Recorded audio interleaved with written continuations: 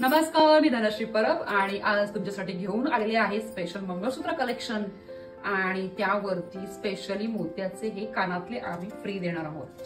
कशावर दाखवते। डेलिकेट नाजूक सुंदर अशी ही मंगळसूत्र आहे। याचा मार्केट रेट खूप जास्त आहे। ही आम्ही तुम्हाला देतोय 1550 मध्ये आणि त्याच्यासोबत मोत्याचं एक कानातलं फ्री। छान आहे की नाही? सुंदर डिझाइन, नाजूक साजूक छानसा